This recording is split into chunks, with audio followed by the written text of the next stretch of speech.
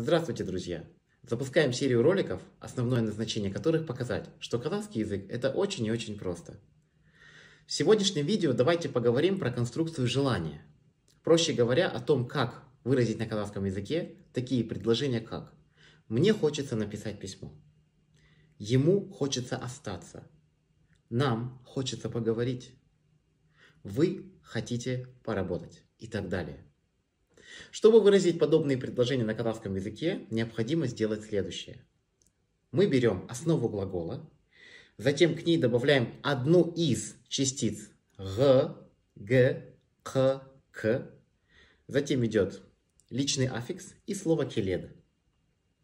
Покажем это на примерах. Мне хочется написать письмо. Хат жазғым келеді. Хат жазғым келеді.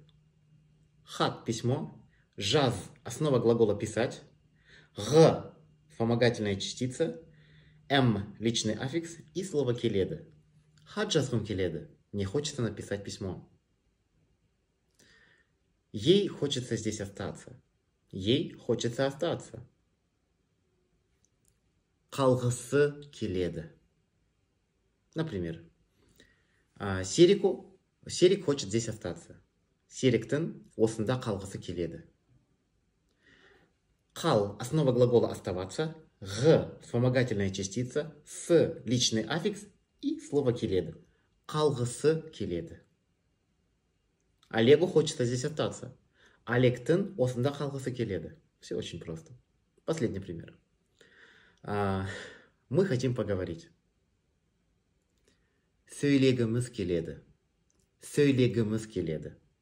Сөйле – основа глагола говорить, г – вспомогательная частица, мыз – личный аффикс и слово келеді. Сізбен сөйлегіміз келеді. Нам хочется с вами поговорить. Сізбен с вами сөйлегіміз келеді. Нам хочется с вами поговорить. Надеюсь, было просто, а самое главное понятно. Хотите знать больше?